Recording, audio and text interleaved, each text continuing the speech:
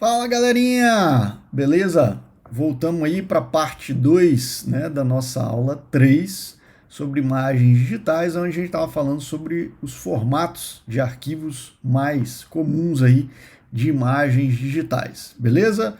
Vamos lá então, olha aqui. Então, pessoal, na aula passada a gente falou, por último, do formato RAW, que é aquele formato cru, né? Normalmente utilizado em câmeras fotográficas profissionais, digitais, né? E aí o próximo formato é o SVG. O SVG é um formato muito interessante, pessoal. Inclusive a gente vai dar uma praticada aqui agora com ele. Olha só, que interessante. Vamos conhecer ele primeiro. O SVG é a sigla para Scalable Vector Graphics e, tal como o nome indica, consiste em um padrão que trabalha com imagens vetoriais. Então, olha só que interessante, logo de cara, o SVG ele é específico para trabalhar com imagens vetoriais. Então, só lembrando, a gente falou lá de imagens bitmaps e imagens vetoriais. Inclusive, bitmap é até o nome de um formato de arquivo. Não vamos confundir, né? Então, olha só. Trata-se também de um formato aberto desenvolvido pela W3C e que surgiu oficialmente em 2001. Então, um formato de arquivo aí já mais moderno, mais recente, já do ano 2000 aí, né? Em vez de ser baseado em pixels, olha só que interessante, isto é, os pontinhos que formam as imagens, tal como nos padrões mostrados anteriormente, o SVG utiliza a linguagem XML para descrever como o arquivo pode ser, pessoal. Olha que interessante, tá? Muito interessante isso, e daqui a pouco eu vou fazer uma demonstração para vocês. Graças a isso, né, graças ao fato de utilizar uma linguagem para você fazer uma imagem, olha só que interessante, né? O SVG consegue trabalhar bem tanto com figuras estáticas quanto com imagens animadas. Então, olha só que ele também suporta animações. Além disso, por ser um padrão vetorial, imagens no formato, né, SVG podem ser ampliadas e reduzidas sem causar perda de qualidade ou praticamente nenhum tamanho do arquivo. Olha só que interessante, pessoal. Até o momento, por exemplo, quando nos formatos anteriores, né, principalmente nos formatos que trabalham, né, com imagens bitmap, com imagens em pixels, quanto maior a imagem, consequentemente ela vai ter um tamanho, né, de arquivo maior, né, ela vai ocupar um tamanho no seu HD aí maior. Quanto maior a imagem, maior o tamanho que ela possui, né? Apesar de que alguns formatos, como a gente já viu, tem compressão, como o JPEG, o PNG e por aí vai. E porém, se você pegar, né, uma imagem um tamanhozinho pequeno ou às vezes uma imagem um tamanho grande, até mesmo a mesma imagem, ela vai ocupar um tamanho diferente, independente se o formato de arquivo tem compressão ou não. Porém, o SVG, como ele utiliza uma linguagem e ele trabalha especificamente com imagens vetoriais, o tamanho da imagem não vai influenciar no tamanho do arquivo. E outra, como o arquivo ele é uma linguagem, um arquivo texto que descreve uma imagem, o tamanho do arquivo no HD vai ficar muito pequeno, tá? Porque é a mesma coisa que você, por exemplo, gravar ou salvar um arquivo num bloco de notas, por exemplo, né? Então o tamanho do arquivo texto lá é muito pequenininho, ok? Então essa talvez seria a grande vantagem de utilizar SVG. E por fim, aqui os arquivos neste formato têm a extensão .svg ou svgz e suportam efeitos também de transparência, né?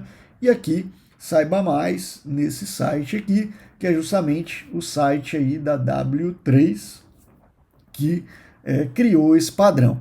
E aí, pessoal, agora eu gostaria de mostrar, né, algumas coisas para vocês. Aqui eu coloquei, né, um link para que vocês possam acessar um arquivo aqui, até um site da DevMedia, que ele fala um pouquinho melhor sobre os arquivos SVG, tá?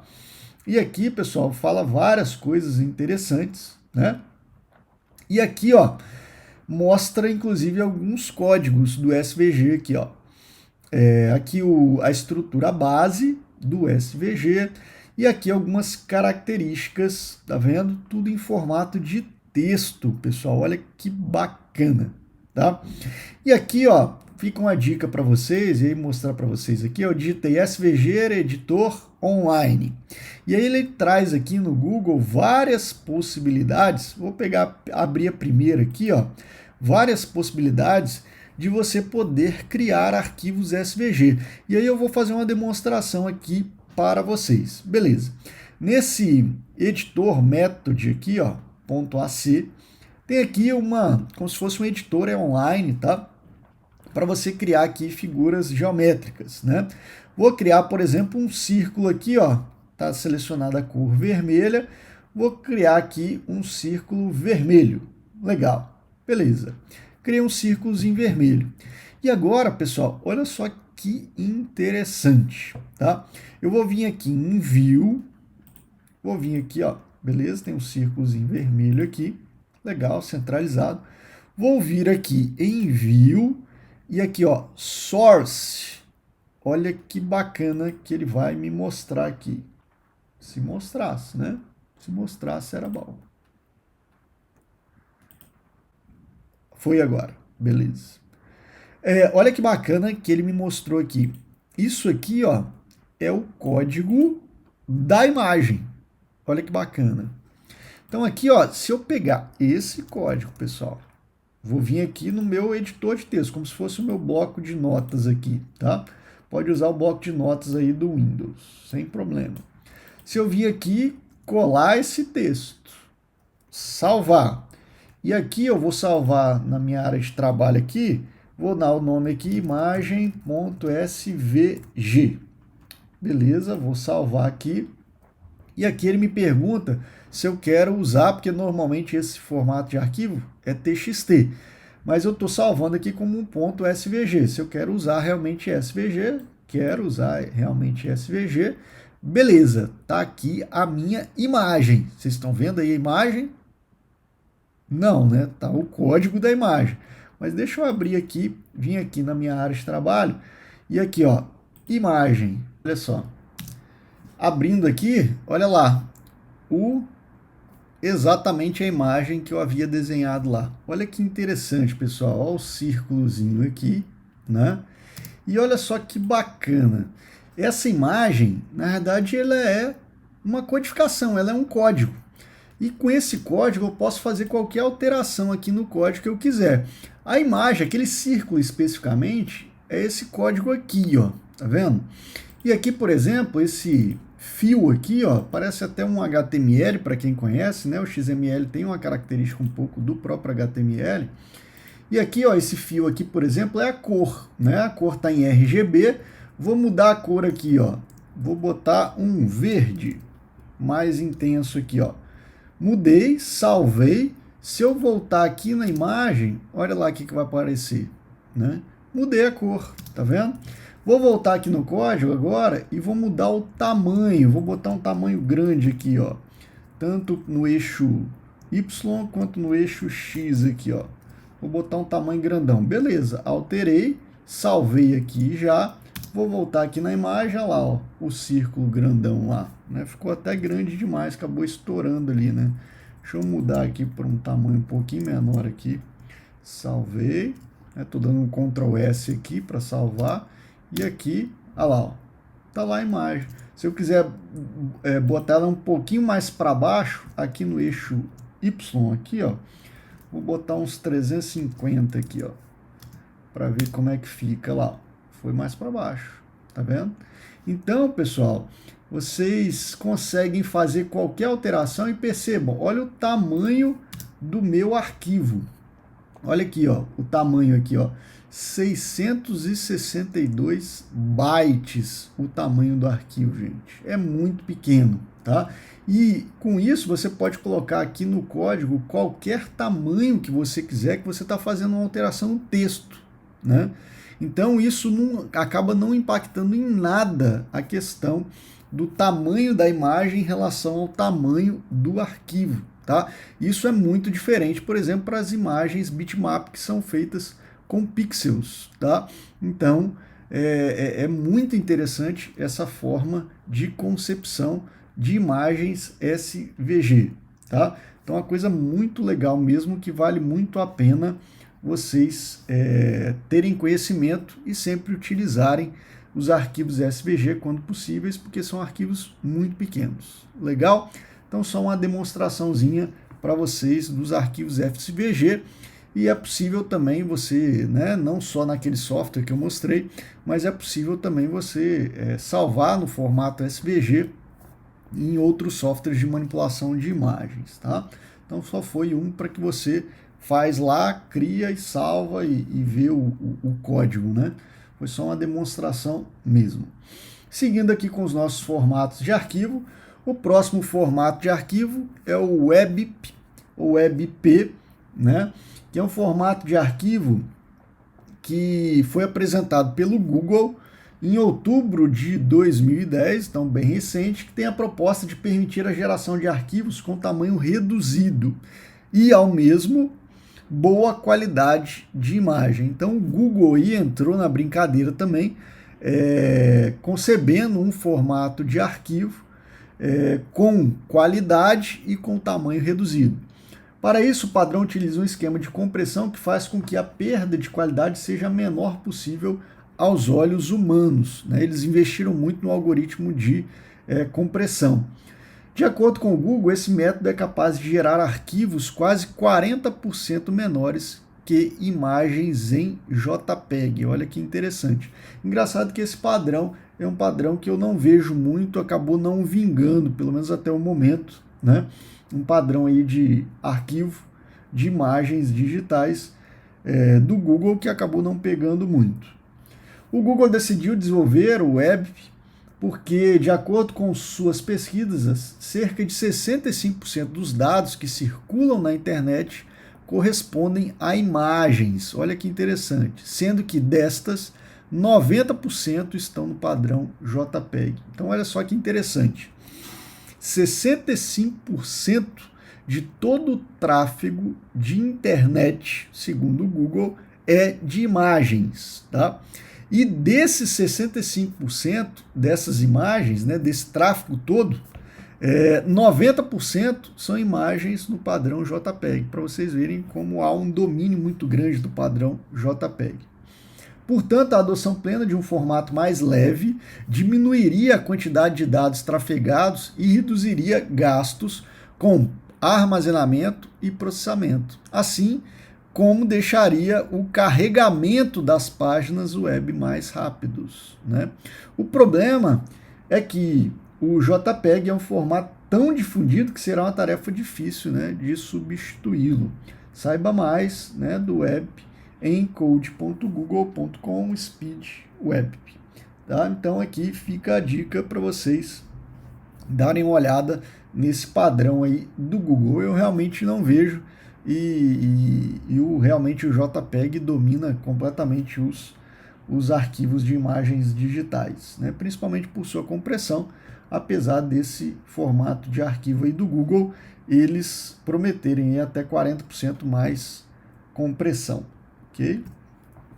O próximo formato de arquivo aí é o EPS, muito conhecido aí também, principalmente com quem trabalha com imagens vetoriais. O EPS é o Encapsulated PostScript, é um formato criado pela Adobe para armazenar tanto elementos vetoriais como também bitmaps, possui comandos que são interpretados por dispositivos de saída, por exemplo, impressoras, e uma extensão de softwares que conseguem abri-lo, tá? Hoje o PDF supre a necessidade desse formato, mas em caso de gráficas mais antigas que não se atualizaram, este formato pode evitar problemas para a entrega do material final.